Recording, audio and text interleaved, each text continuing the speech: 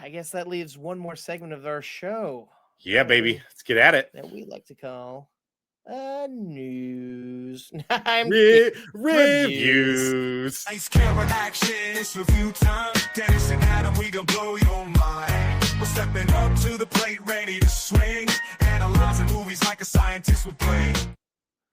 I went to go take a sip of my Red Bull, and there's a ladybug just walking on the rim. Oh. This ladybug has been like going around. Ladybug's, what is it? It's got wings. Gives you Actually, it needs wings. And I'm like, more is wings. This a ladybug or is this a tick? Did tick have wings? No. Okay, so it's a ladybug, but it's not red. It's just I'm watching it go around the rim. It's doing laps.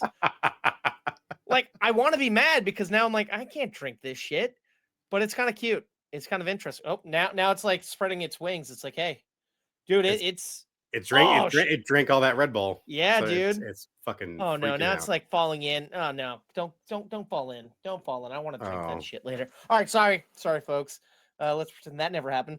Reviews, Dennis. All right, so here we go, Dennis. You have our first review, a movie I reviewed a few episodes ago, but I can't wait to hear your take of a 40X version of it. What's up? Yes, that's right. So, luckily, my wonderful wife invited me along to a Producers Guild screening of F1 in 40X. Yeah. So I've never been to a 40X screening of anything before, and I was super excited to see F1 on the big screen. I was really bummed that I didn't get a chance to go see it when it was still in theaters traditionally, but thank God I held off because I got to see the gnarliest version of this. I feel like I could. As Adam discussed, he'd reviewed this a little while back.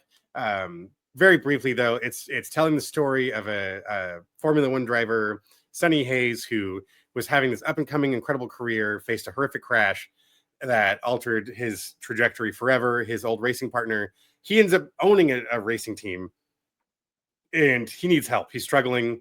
His young hotshot driver just doesn't quite have the polish, the focus to be at the absolute apex of his game, even though he believes he's capable of doing so.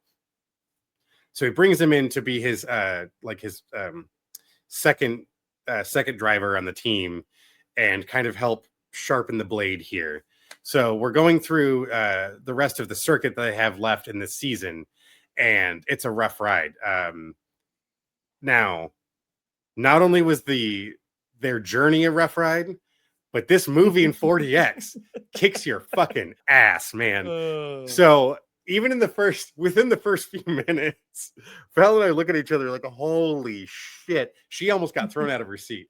And it's a long movie. Oh my God. So of course I'm painting like baseboard and trim and shit the next day at work. My back and my ass were killing me. It beat the hell out of us. And because there's like 5 races in the movie,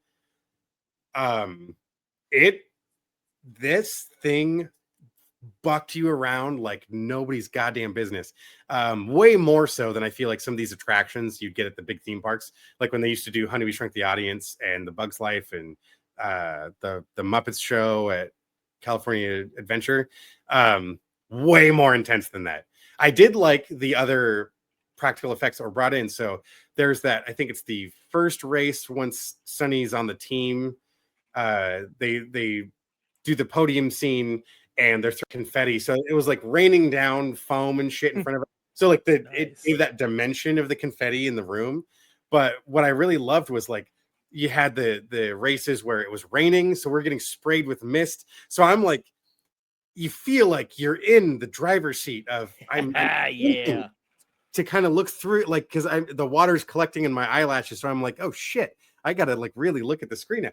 But the seats are throwing you around, man. If that not was the coolest fucking way I feel like I could have seen this movie for the first time, mind you, I don't ever need to see it like that again because it hurt. When I was younger, I could probably bounce back a little better, but it never took me out of the film. I didn't find it distracting really either, except for, a couple of painful moments towards the end.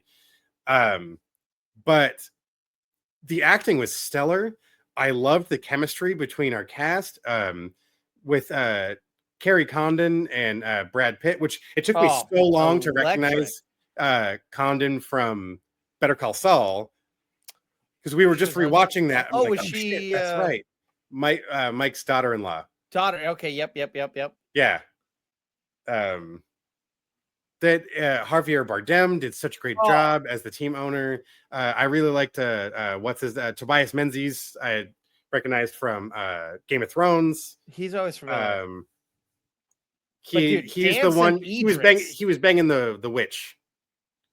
Okay. That she would change her appearance to look like whatever she thought you wanted to see.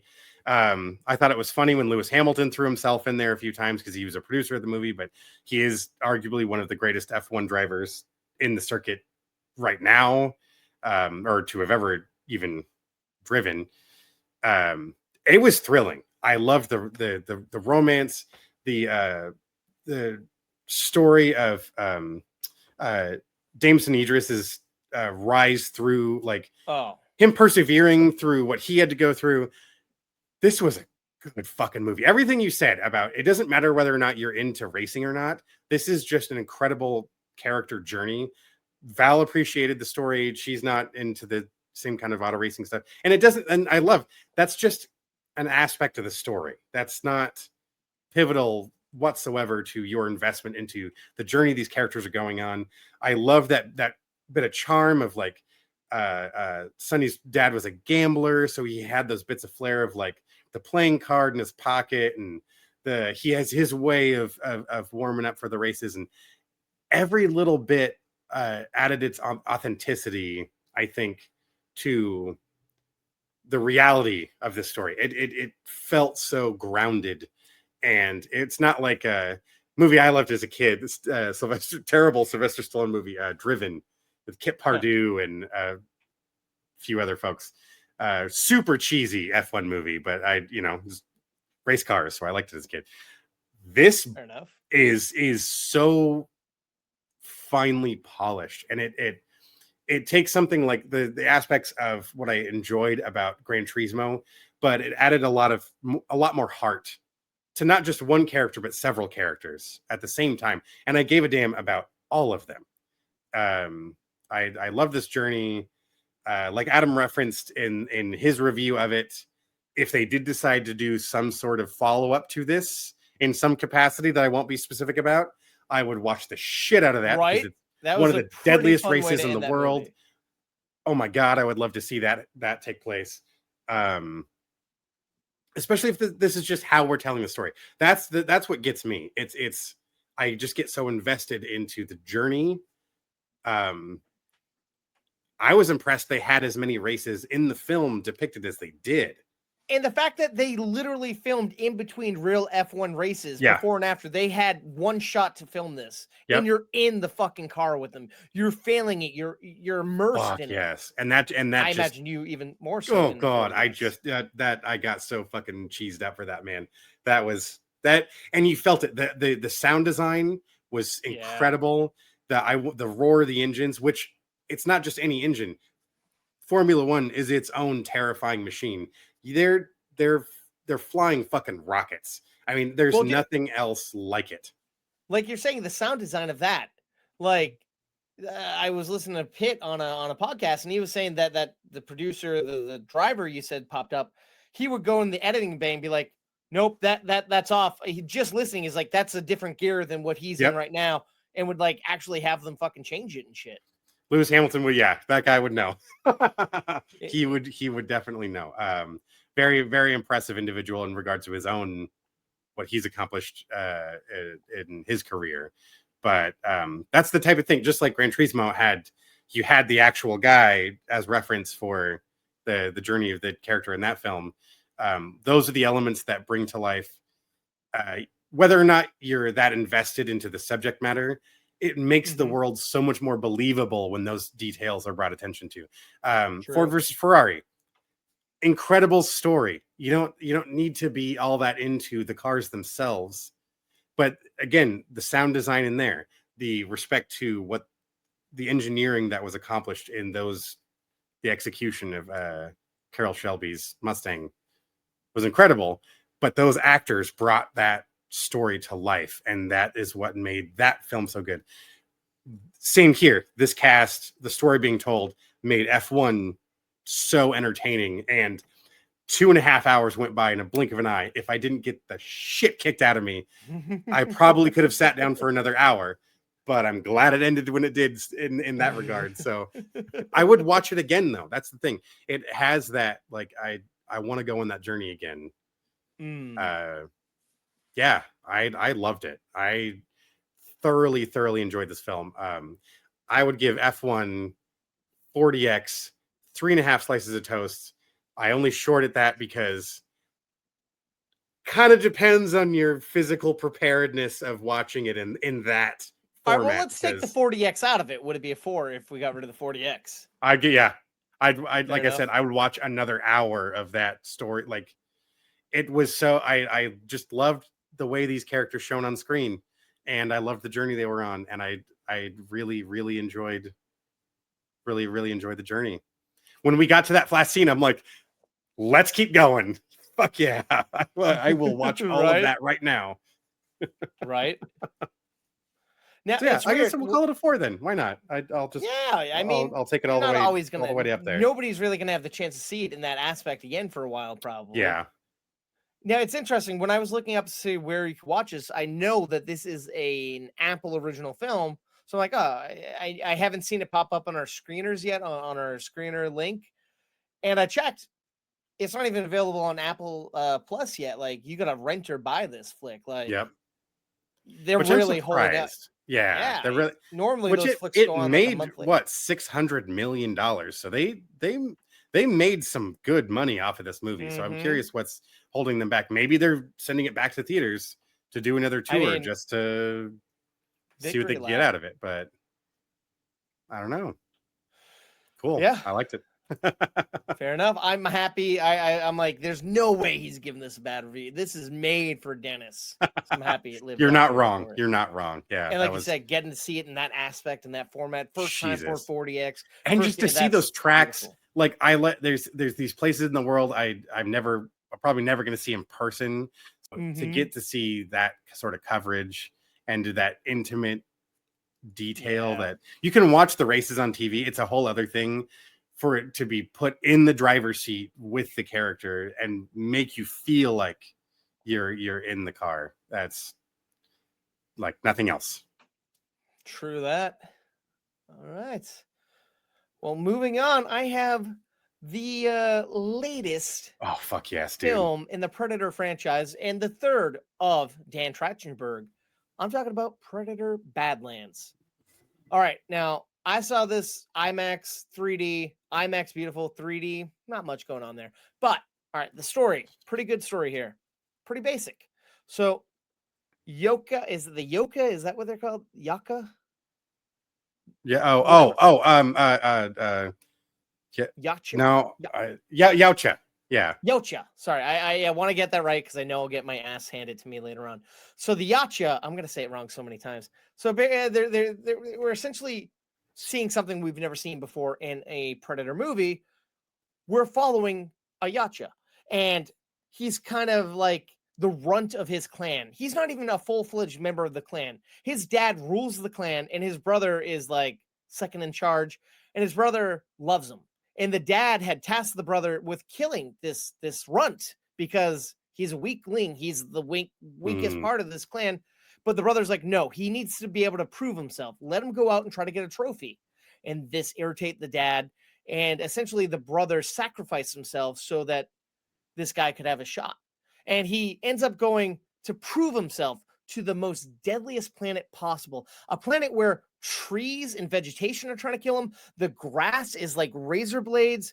Everything and anything is out to get him. All right. And awesome. He's trying to go after this elusive beast that even his father is afraid of. And he is determined to do it. But he has some issues. He meets this synth. Yeah, we're crossing over with the world of Alien. Weyland-Yutani, there's a synth here because they sent a whole army of synth to go do some type of research on this planet. And he finds this one synth played by Dakota Elle Fanning, who is kind of a mangled synth, and she's like, "Hey, I can help you out. If you want to find this creature, I know where it's at. It took my legs. I can get you there." And so he's like, "And I don't need your help." But she's like, "I'm a tool." He's like, "Oh, you're a tool. I'll fucking use you as a tool." So they go off on this quest. Now, the trailer sold this as a badass action movie, which it is. The action, the gore, it's visual. It's so intense. It's so in your face. It's unrelentless. It's badass. Now, there's no blood. It's green blood, so we can get away with that. And this movie is rated Sure. PG-13 because there's no humans in it. It's all predators, aliens, and Oh, okay. essentially Fair synths. enough. So it That's a got a good dodge. PG-13. Yes, but this movie, I don't know how, man. This movie is hard R in my opinion.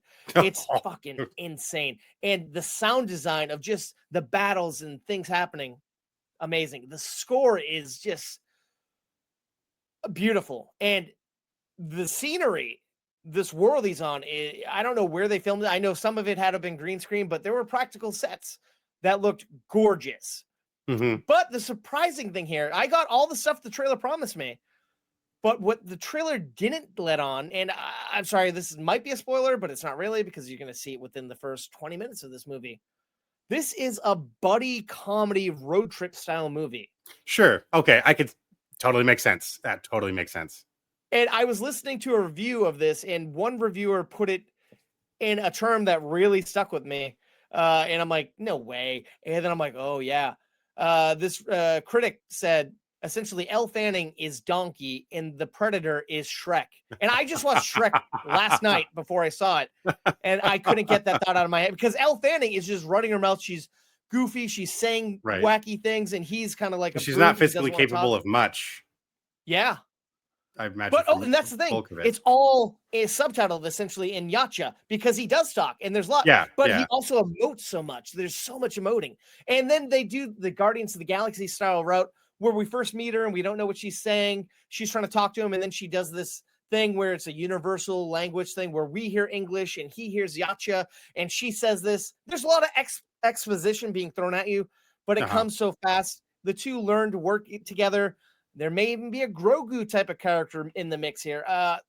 This movie is fucking phenomenal, man. Like, awesome. I loved it. It's an hour and 47 minutes. And I got to say, is this movie better than Prey? In ways, yes. In ways, no. I feel like I liked Prey a lot more. It was a little more grounded. But this is breaking new ground for this franchise. This is stellar. And we don't get, this is the type of movie it is. I love when movies can pull this off properly. We don't get the Predator Badlands title card coming on screen until about 25 minutes in, and it's impactful as hell. It's fucking awesome. And then we get the end credit card and the end title card pop up at the end of the movie, but 10 seconds later, there is a scene that ends the movie that blew my socks off, and I was like, holy fuck, they did this. I don't know how he did this, but he fucking did this. And yeah, it's gonna be like, okay, to most people, but if you have followed the other two Dan Trachtenberg films, this this exact ending, you'll understand and be blown away by it. Try not to say it for people who don't, but I think you appreciate it. Yeah, what I'm saying here, and it works perfectly. Awesome. And that's the beauty of this. You don't have to have seen any Predator things to get into this. You can just see this as a movie where essentially we're watching a protagonist do his thing. And I get some people might be like, this is the Disneyfication of it. And in a way, yeah, you got a father who has an issue with the son. You got a sister having a problem with the sister. You have a mother's daughter issue. There's so much going on at play here. And it's just, I don't know. I don't know what more to say. This movie is phenomenal. I was blown away, and it's great. I'm going to give Predator Badlands 3.5 slices of toast. I don't know why not 4. Something's holding me back, but I couldn't honestly tell you exactly what it is because it's great. And I can't wait till you eventually see it because I know you'll see it, and then we can spoil the fuck out of it. Yeah. And I can't wait to do that with you. I'm looking forward to that. Yeah, no, I was just telling Val before we got recording on this this is one of the films I really got to see in theaters. I want that big scope. I want to be surrounded by the sound and just kicked in the face with the images here. So And I'm very much looking forward to this.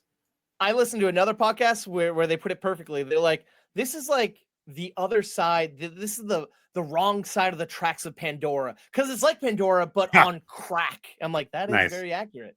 Like, I think this is probably playing at 40x, Dennis. If you want to relive the magic of 40x, this movie will fuck you up, I bet. I'm down for that. I'm down for that. But like you said, see it on the big screen with the sound. The cinematography is gorgeous. Like I said, sound design is great. Score's great. Everything.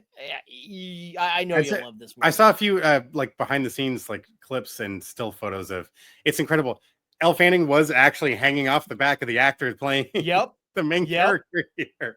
Mind you, there was a few times they had her suspended, but they were still actually connected physically and performing with that sort of limitation. So it just it grounds an otherwise otherworldly sci-fi thing to a very realistic aspect, and I can't help but respect the lengths that all the teams went through to make that happen. So and I'm sorry, I breezed past it. This actor Demetrius Kalamengigi, I don't know, I'm gonna say his last name wrong. He plays our Deck, who is our main character. Fantastic.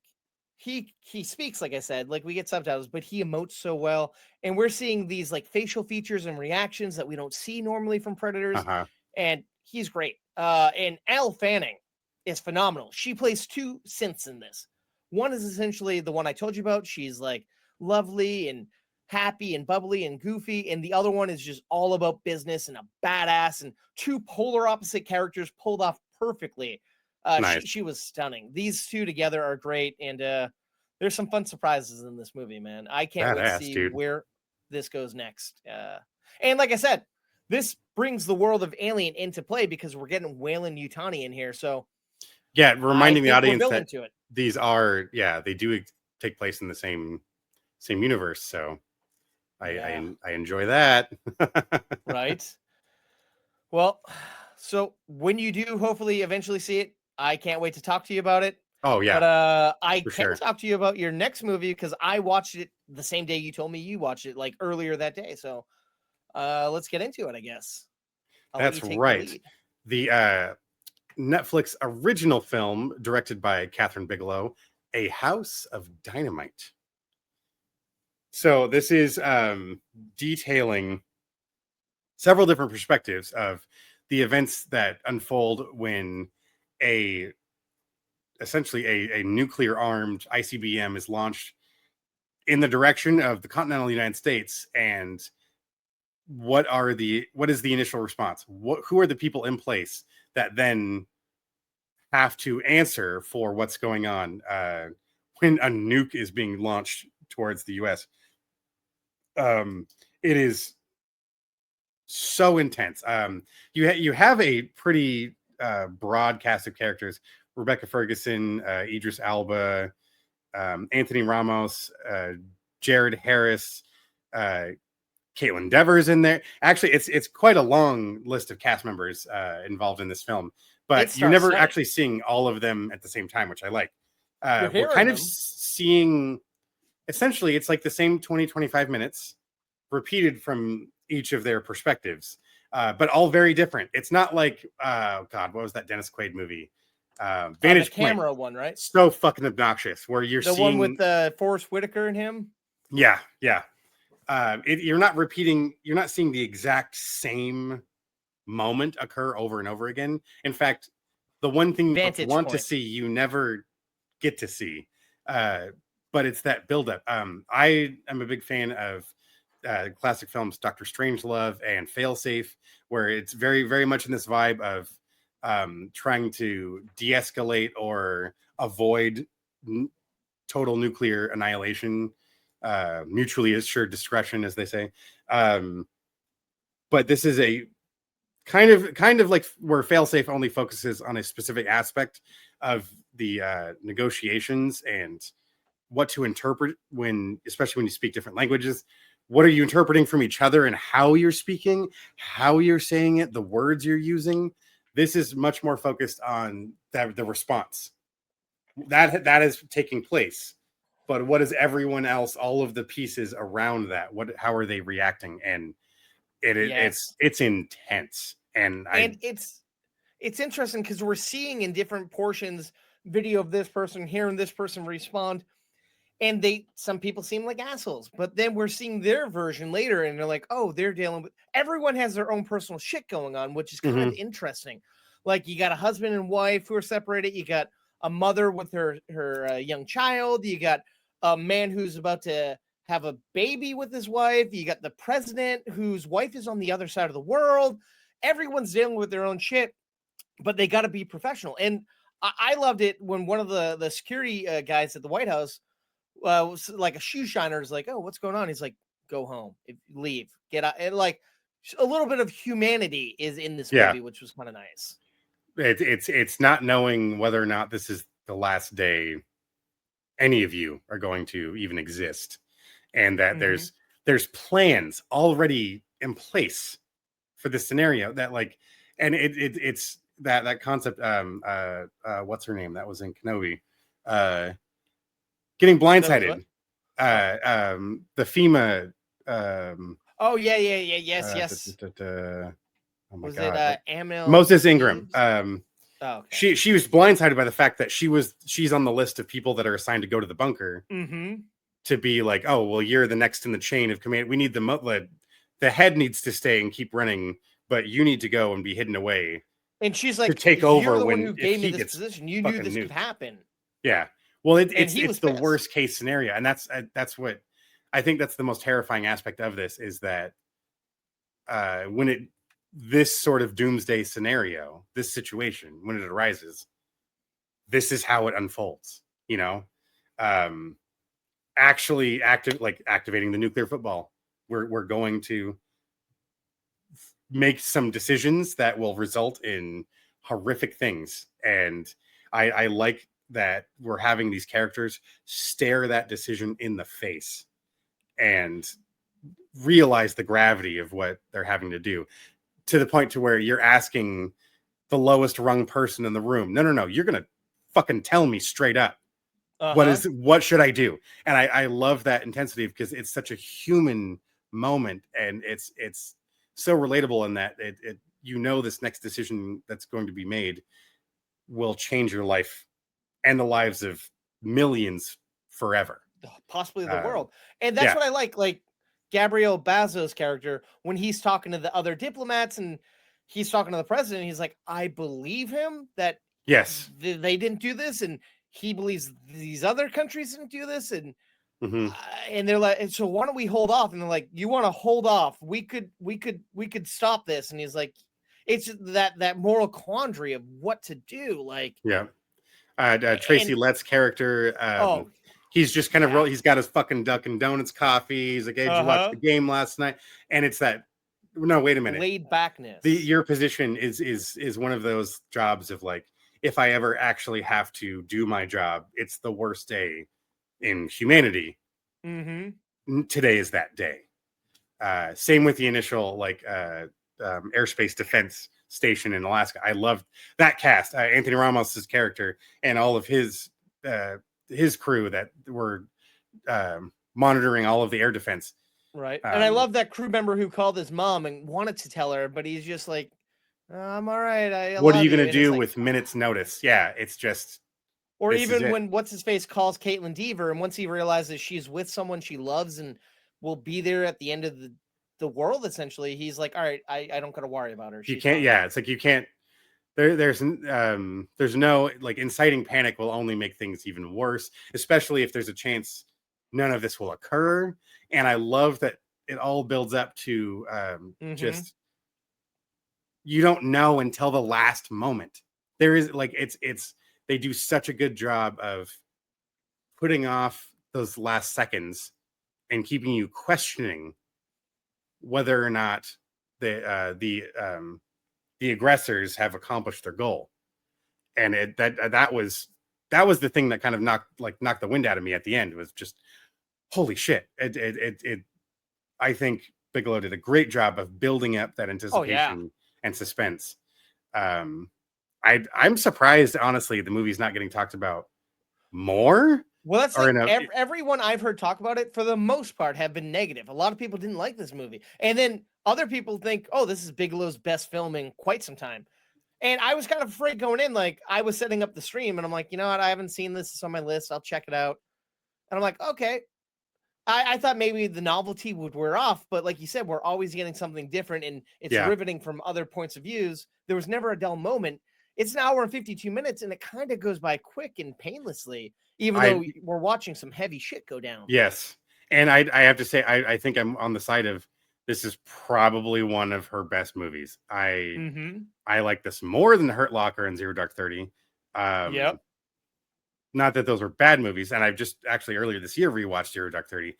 This is so much more intense. And I love that she got to work with Jason Clarke again. It's like clearly they've got a chemistry. He almost looked unrecognizable for a little bit. I had to be like, is that? And I really? Look it up, oh, yeah. Like, shit.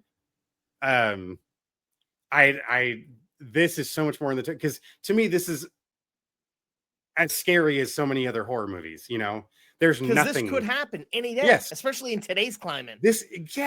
And that's what's so fucking terrifying. This is real. You know, Leatherface isn't real. Jigsaw isn't real. Nuclear annihilation is real, and that's it. It was so intense, but I loved just staring right into the face of what could take place here. Yeah, and all the processes. What the reactions of anyone where, especially if this is your job, your day job, how do you react if it's your fucking day off? You know, like and they show all of those aspects, and I think it was just very well executed. Now I gotta say, I liked the whole cast, fantastic cast. I felt a little weird here. Sorry, I hit my mic. I felt like something was going on with Idris Elba. Like even before he knew anything was wrong, I felt like the president he played was like sick or something. He was always out of breath and like wheezing. It felt like something was up with him, and I don't know if it was just me reading that, but it felt weird to me. I just thought it was funny. This is the second time he's played the president of the United States. That's in the same year. Yeah, in the same year, exactly. Oh no! Sorry. I'm wrong. I was thinking about that John Cena movie. My bad. He was the prime minister. Oh shit, that's right. And Cena was the president. Cena was the president. My mistake. But similar situation. Yes. But I will say, Rebecca Ferguson, I've always been like, she's good, but she was the knockout star of this movie for me. Yep. She was phenomenal. The range of emotion that was expressed in such a tight window, and it was believable that this is someone that like this is your job, realizing this is what's happening, having your entire world ripped out of you, and then staying on course and like keeping a happy face, being like, we prepare for this, we're going to be good. And then just the subtleties of like holding that guy's hand, knowing it's the end, trying to calm him down and herself down at the same time, not being there with their son and her husband. The poor guy just trying to fix the monitor in the room, you know, like, and he's just finally just like, fuck this. I'm leaving. And it looked sharp. It had I'm kind of saddened that this didn't. I think this did get a very limited theatrical release. I wish this got a wide release. This would have been really cool to see on the big screen. I think. I would agree. I'm glad that she backed off on that the handheld feel of it. It was a lot stronger in the beginning, and they kind of it got a little steadier as we went on. I honestly can't even really watch Hurt Locker again because it's too much movement. It's just I don't know, maybe it's just because I'm older and it's disorienting a little bit. Son of a bitch. In this setting, it adds just enough. It adds to that unsettling. It's chaotic but also orchestrated at the same time, and it just illustrates the scene even better. So I thoroughly enjoyed that aspect of the film. Fair enough. But I really liked it from beginning to end. The ending itself that I don't want to spoil here. Really, it surprised the shit out of me, and I needed. Yeah. It's hard to dance around, but Yeah. But 100%. yeah, damn it. What so I'm curious, Adam, what's how are you gonna slice this thing? I'm giving it 3 slices. I enjoyed it. It was good. It wasn't phenomenally a 4, but it was pretty damn close. It really Hunkline, and it was an interesting take. It was original and one of a kind, and like you said, we're seeing stuff that people do every day that we never would ever know any of this Yeah. about. Like, I don't know. How about yourself? I think it was just a tiny bit closer for me. I'm giving it 3.5 slices. Not I bad. was so enamored by this film, and I hated the fact when I had to pause the film, and it happened maybe twice. Fair enough. But the momentum it carries and the performances by the cast, I was all in. So yeah, Yes. thoroughly enjoyable film. Now my favorite Catherine Bigelow movie. So Hey, and she's a fantastic director, so that's saying something. She's done some big movies. yep. All right, I have another Netflix film here. This movie comes out on November 14th in limited release and will be on Netflix to stream on December 5th. I'm talking about Noah Baumbach's latest film, Jay Kelly. All right, this movie stars George Clooney as an aging actor. He's a big time movie star, and he's kind of going through some shit. He is at the top of his game, but his life, he's realizing he might be a shitty person. So there's like a 1, 2, 3 punch that happens. So first off, the director that gave him his first shot to act essentially died, and he had the chance to work with them. And because by the end of the director's life, he was on hard times. He couldn't get a movie made, and he begged Jay Kelly to come and just do one movie with them. And Jay refused. He didn't want to help. He loved the guy. He offered him money, but he didn't want to give him the time of day to act. And once that guy died, he realized he'll never get that chance again to spend time with the guy that gave him his first shot that he loved truly. And then at that funeral, he ran into his old roommate, who was also in an acting class with him, who auditioned for that same role that he got, that first initial role. He kind of just came on a lark and kind of was reading. His friend asked him to read with him, and he did. And they didn't like the way that the friend was reading. And then they asked Jay if he could read, and he got the part. And essentially, this guy's like, you stole my chance. You stole my shot. And then he stole his girlfriend, and he's has all this resentment. And he's like, well, no, I was just better at acting. And then he realizes maybe I didn't do that right. And then this is his daughter, one of his daughter's last summers at home because she's graduating and going to be going off to college. And he's thinking, oh, I can spend the summer with her. I don't have any movies to shoot or this, that. And she wants to go to Europe and just have fun with her friends before she goes to college. And he's kind of heartbroken. And then he has an issue with one of his daughters who is never there for her, never gave her the love and respect she deserved. So he's kind of having this midlife crisis, and he decides, you know what? I've been offered this prestigious award in Italy that I've been turning down. My daughter's in Europe. Fuck it. I'm going to go to Europe. He gets his whole team to go with him to Europe, and he's just kind of going, trying to be an everyday man, trying to relive his early days. And his manager is played by Adam Sandler, and he's just so earnest and loving, and not the Adam Sandler we know and love. This is like a really honed in kind of everyday man, no comedy. Well, there's some comedy, but he kind of puts Jay Kelly above his own daughter and wife, son and wife, and daughter and wife, sorry, his own kids and his wife. And then we have Laura Dern as his makeup artist, and she's kind of fed up with the fact that she has to do everything on a whim for this guy. And we're just watching as he kind of takes advantage of everybody. And only Adam Sandler truly wants to be there for him. And he has the love and respect and faith. But even he realizes maybe I'm being taken advantage of. And there's all these things that happen. And essentially, as he's going through different situations, he's reliving these moments throughout his childhood and early days of acting and different things throughout his life where he's kind of watching from an outsider's point of view, realizing, oh, I was kind of a shitty person. And in the end, I like to think he got some redemption. But my friend that I saw this with, he's like, yeah, that guy didn't change at all. And I'm like, yeah, he kind of did, but whatever. It's interesting because this is a comedy, it's a drama. There's been some talk that this is going to be an awards considered movie, but there was nothing really there that screamed someone deserves an award for this. Like the writing was fine, the directing was fine, cinematography was just it was okay. But I liked seeing Sandler and Clooney together. That was an interesting. That's not a pairing I would have even invented in my imagination. Mm-hmm. And even Laura Dern, I'm kind of mixed on Laura Dern. Normally, I'm like, she's fine, but she was great in this. And then the next day, because I saw this at the festival, the next day I saw her in another movie, and I'm like, oh, back-to-back movie. Dern is great. But oh yeah, fucking.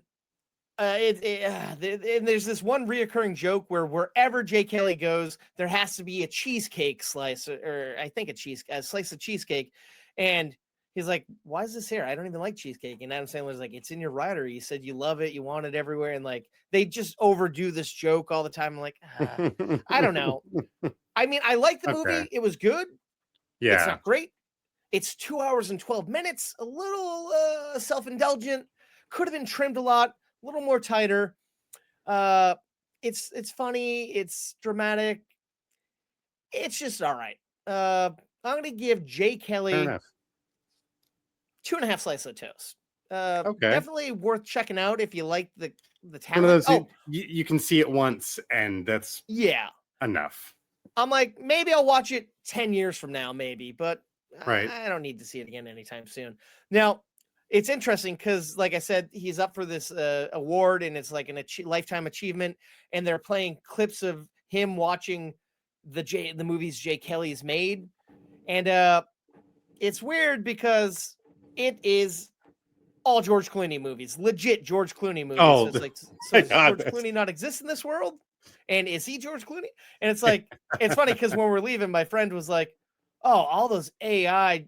George Clooney, all those AI fake movies. I'm like, those were real. Those were actually George movies Clooney he was in, man. That was Hail Caesar, dude. Pretty much. That's and funny. I will say the opening of this movie is great. He's on a set. He's filming the final scene of this movie. It's all done in a oneer. There's a lot of franticness happening. But another weird thing about this movie, sorry, I know I already gave it a slice and I should shut up because I'm going long. There's a lot of people talking over one another. There's always people on the phone, people making deals, people doing that, and nobody's it's like just so chaotic. But it kind of works, but it's a little distracting. Yeah. Okay. Like I said, it's fine. It's coming out. It sounds interesting. Yeah. But it's all right. I'm definitely seeing Predator first. Yeah, 100%. Like I said, this is going to be coming to Netflix on the 5th of December. Check it out when it's streaming if you get 2 hours to kill.